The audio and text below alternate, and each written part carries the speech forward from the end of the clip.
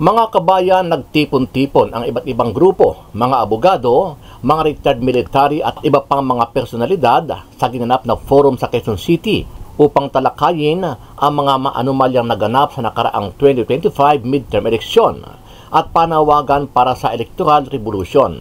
Ayon sa grupo, kailangang mabunyag sa publiko ang mga anomalya na ginawa ng Commission on Election o COMELEC sa pamumuno ni COMELEC Chairman Erwin George Garcia.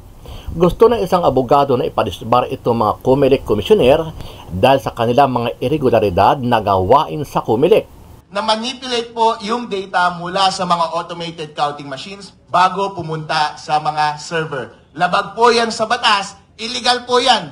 At yun po yung dahilan kaya pinapadisbar natin si Chairman George Garcia at mga commissioner. Yun po ang dahilan kaya nananawagan tayo sa National Bureau of Investigation para imbestigahan ang kanilang illegal na paggamit ng software, illegal na paggamit ng computer equipment na nag-interfere sa ating election process dahil yan po ay krimen, yan po ay paglabag sa batas ng eleksyon. At kayo mga commissioner, kayo ang responsible ng pag-implement niyan, dapat po kayong makulong. Isa sa mga dahilan ng kanilang petisyon ay ang illegal na paggamit ng COMELEC ng software version kung saan ay illegal ito at kaduda-duda o mano ang mga naging resulta na lumalabas sa machine. Ang una pong obserbasyon ay yung maling paggamit ng software. Ang sabi po ng batas, ang software na dapat tatakbo sa makina ay yun ang ma-audit. Pero iba po yung inilagay sa makina. Kapag iba na po ang version at iba na po ang hash ng software na yun, iba na po yung nandun sa loob ng makina. Chairman George Garcia, tanong ko po sa inyo, nandun ba sa loob ng software yung daya? Ipakita mo na lang kaya yung software, i-open source mo at kami ang mag-aral, makita natin kung ano ang nasa loob nun. Hindi naman nakapagpigil sa sama ng loob ang isang retired military general kaugnay sa tila pagdidma umano ni COMELEC Chairman George Garcia sa kanilang mga reklamo at kakulangan sa aksyon ng ahensya. Chairman Garcia, ang kapal ng mukha mo. Umarap ka sa amin. Ilang beses na kaming humarap sa iyo. Yan sa Intramuros. Para bang wala kang naramdaman. Pero alam ko, narinig mo kami. Kaya George Garcia, pag ikaw pa ang umupo sa 2028, magkasubukan tayo.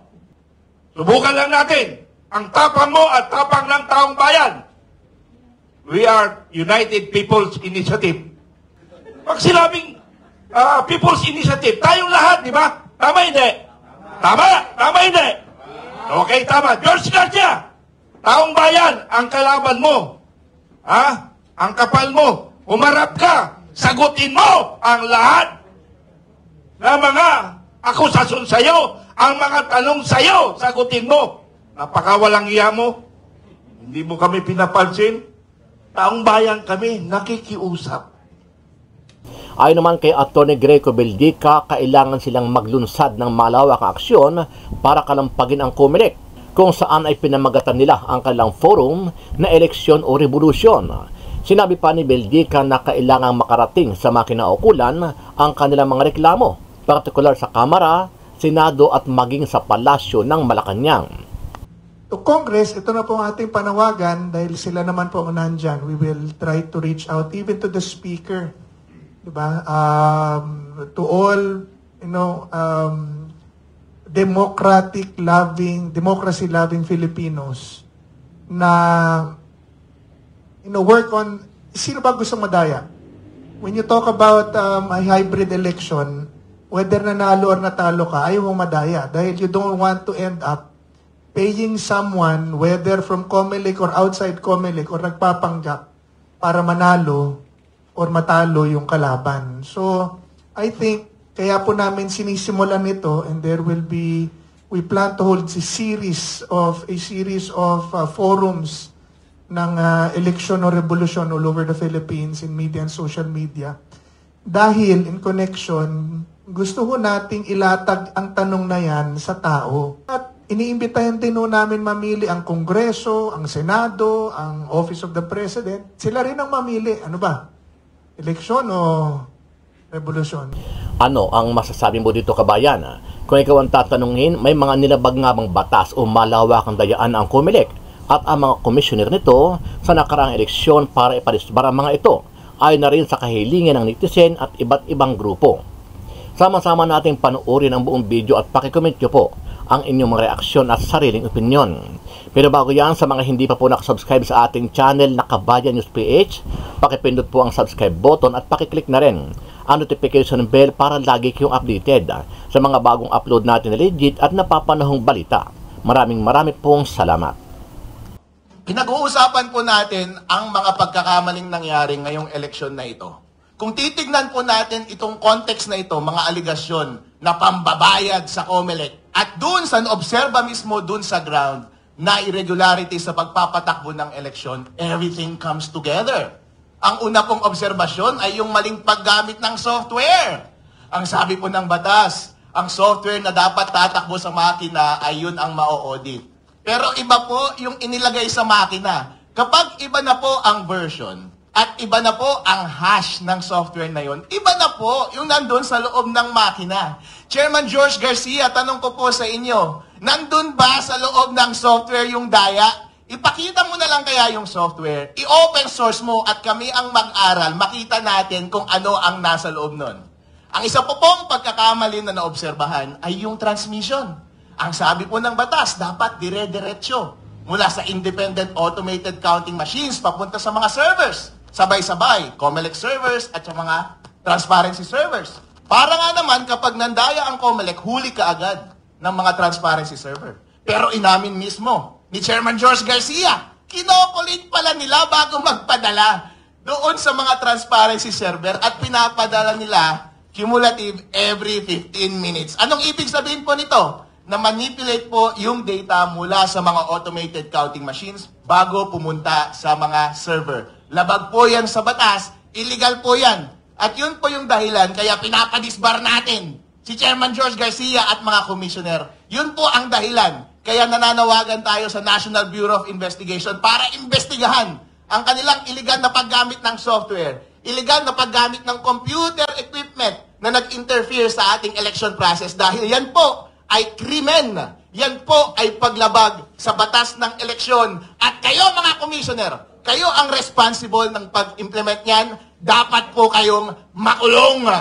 Ngayon po, itong suggestion ng grupo ni Mr. Greco Bilgega na gumawa ng manual counting alongside sa automated counting machines at gumamit ng blockchain para secure yung transmission at ma-maintain yung integrity ng data, consistent po yan para maiwasan itong mga nangyari na daya na ito.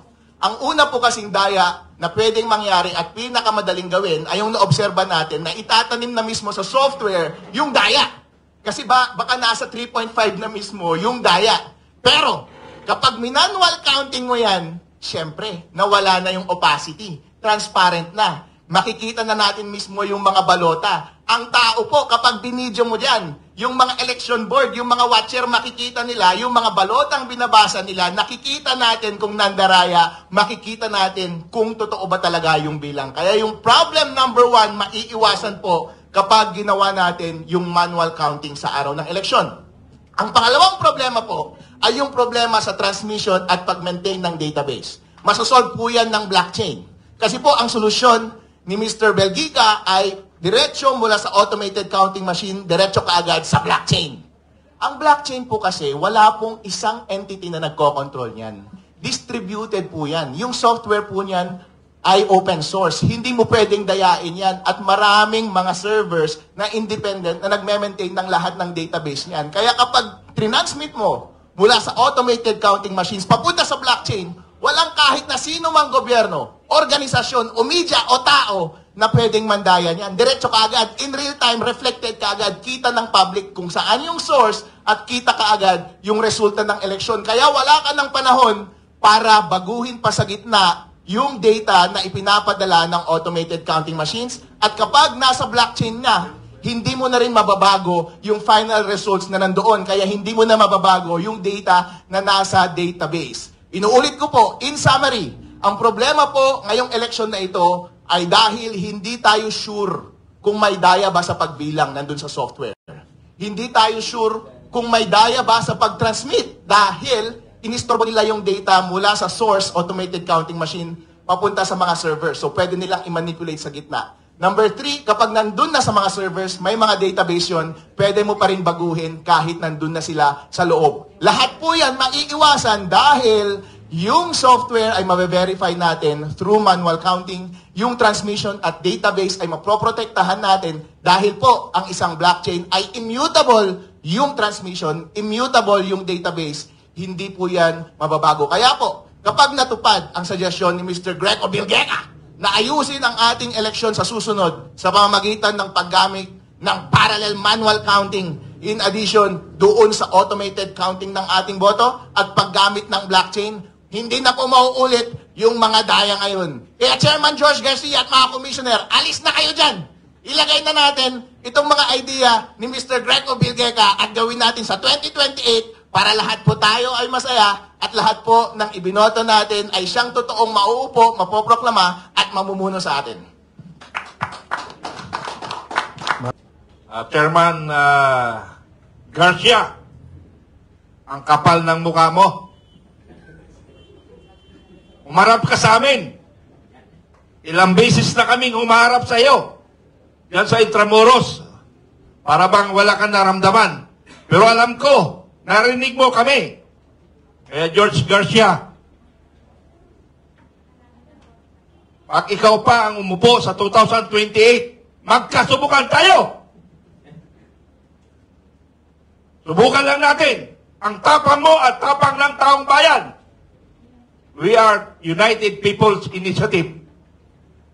Kasama ba tayo doon sa United? Kayo ba ay kasama pala? Hindi, matanong kayo kasi baka sigaw ka ng sigaw dito, ako lang palang People's Initiative na ako lang nag-iisa. Pag sinabing People's Initiative, tayong lahat, di ba? Tama hindi? Tama hindi? Okay, tama. George Garcia, taong bayan, ang kalaban mo. Ang kapal mo, umarap ka, sagutin mo ang lahat na mga akusasyon sa'yo, ang mga tanong sa'yo, sagutin mo. Napakawalang iya mo. Hindi mo kami pinapansin. Taong bayan kami, nakikiusap. George Garcia, kami pong mga Pilipino na humihiling ng katahimikan. Ayaw namin ng gulo. Kami ni Sir General Simoy, tapos na kami sa gulo. Baka itong aming huling hininga namin ay mapupunta pa kami doon. At kasama si Attorney General, yung nasa kanan po, bagong dating. Siya po ay isa po siyang general na abogado rin. Isa rin siyang biktima. Siya rin sa biktima ni George Garcia. Ay, paras pala kayo, no? Magkamag-anak sila ni George Garcia. Pero si Sir na lang mamaya magpapaliwanag yan, ano? Si Sir na lang papaliwanag. Ako, ang ini-discuss ko na lang, yung kapal ng mukha ni George Garcia. Kasi pag nagpaliwanag pa ako, baka bukas tayo matatapos kasi lahat, magpapaliwanag sila, di ba? So, ang akin na lang sasabihin dito, Attorney George Garcia, ang kapal ng mukha mo talaga. Ayaw mo kaming harapin. Harapin mo kami. Kung tunay kang Pilipino, harapin mo kami. Kami ay humihiling ng tamang kasagutan. Ang problema sa'yo, may nakatutok na kutsilyo yata sa likod mo eh. Kaya hindi ka yata makapagsalita. Eh, yun lang ang aking akala, ha? Pero nakikiusap ako, Attorney Garcia. Sana lahat ng mga kahilingan ng taong bayan, ng Pilipino, sagutin mo, harapin mo. Huwag kang matakot. Kasi kung hindi mo harapin yan, pag ang Pilipino nagalit, sinisigurado ko, may kalalagyan ka. Pero kinurit ninyo, sir, yung revolusyon na. Revolusyon tayo! Di ba? Revolusyon para sa Comelec, para magising. Hirap naman sa inyo, puro natakot tayo sa revolusyon. Bakit? Ang revolusyon ba ay ibig sabihin, makipagpatayan tayo lahat? Yun bang ibig sabihin nun? Hindi. Revolusyon sa Comelec na dapat mag-isip sila, sagutin nila yung mga katanungan natin. Yun ang point namin. Kasi, nahirap. Lagi na lang panakot yung batas. Yung batas, tinatarantado nyo ang batas. President Marcos, tinarantado mo ang batas, pero kami, tinatarantado nyo rin kami. Ginagamitan nyo kami ng batas, pero kayo ay hindi sumusunod sa batas ng batas ng Pilipinas. Walang iya kayo. Kayo ang hindi kayo sumusunod sa batas. Ang gusto nyo, batas ninyo, hindi batas ng taong bayan. Yun yung point ko doon. Kaya dapat tayo lahat makising, ayaw kong tinatarantado ninyo ang Pilipino. Kaya ako nagagalit, kaya ako bumuo ng Filipino Guerrilla Forces para magkaisa tayo, labanan lahat ang tiwali. To Congress, ito na po ang ating panawagan dahil sila naman po ang nandyan. We will try to reach out even to the Speaker. Diba? To all, democracy-loving Filipinos na, work on, sino ba gusto madaya? When you talk about a hybrid election, whether nanalo or natalo ka, ayaw mong madaya dahil you don't want to end up paying someone, whether from Comelec or outside Comelec or nagpapanggap para manalo or matalo yung kalaban. So, I think, kaya po namin sinisimulan ito and we plan to hold a series of forums ng election or revolution all over the Philippines in media and social media. Dahil in connection, gusto ho nating ilatag ang tanong na yan sa tao. We've went through the election many times. Even the 2025 election, we went through the election. Pero parang walang hope kung hindi naman mabibilang or wala kang tiwala sa naging resulta ng election. So, tao nang mamili. At iniimbitahan din namin mamili ang Kongreso, ang Senado, ang Office of the President. Sila rin ang mamili. Ano ba? Eleksyon o revolusyon? So, ang puntos po dyan, tayong lahat, pili tayo ano ba ang gusto natin at suriin natin kung bakit, ano ba ang pros and cons. If we go through election, paano? Anong disadvantages? If we go through a revolution, paano? Ano ba ang advantage and disadvantage? And then we choose, hindi ho inciting, tawirin ko na yung tanong niyo po, to rebellion or to sedition yung aming ginagawa. This is an honest question that we are posting to the Filipinos dahil gaya ng sinabi namin kanina, pag binalikan natin ang ating preamble at ating saligang batas, the very reason we came together to unite as a country and wrote down our Constitution is to build a just and humane society that will embody the aspirations of the Filipino. Isinama pa natin ng Diyos sa usapan at tipanan na yan. Sabi niya, tayo mga Pilipino sa tulong ng ating Diyos. So ito po ay isang tipanan na binabalikan at inilalatag natin sa bawat Pilipino, opisyal or hindi. Anong gusto natin gawin ngayon? Okay. Chairman, I hope you agree with me that the result of this election, the 2025 midterm election. Now, according to the final result of the election, 317 congressmen, including party list representatives, will compose the 20th Congress. Only 97 is the first termer. How optimistic you are when you ask the 20th Congress to amend the Republic Act 9369 so that we can have the hybrid elections. Kasi kung titignan natin, this is not the first time na may clamor, may cry na bumalik tayo sa hybrid or even manual Kasi every time na magkaroon tayo ng election, since na pumasok tayo, we enter into automated elections, laging may question. So, are you still optimistic with the composition of the 20th Congress that these initiatives will be approved or passed in the 20th Congress? Sa Kongreso siguro, hindi, pero optimistic ako sa taong bayan. Ang tanong pong ito, na binibigay natin sa taong bayan at sa Kongreso. Ano ba gusto ninyo? Eleksyon o revolusyon? So, I think ang reaksyon po ng taong bayan will depend sa reaksyon ng Kongreso at mga opisyal. Pag sinabi natin na, ano ba gusto mo, eleksyon o revolusyon? Pag sinabi ng Kongreso, eleksyon. Ayun pala eh. So, itong klaseng eleksyon ng pagbabago na gusto namin. Pag sinabi ng Kongreso, hindi, ayaw namin yan, gusto namin ito, sagutin din ng taong bayan, ano gusto nyo? Pag-isipan nyo mabuti, mamili tayo bilang bansa. Eleksyon? Kasi pareho pong pagbabago yan eh. If we go through election, pagbabago. If we go through a revolution, pagbabago. If we go through a peaceful revolution, pagbabago.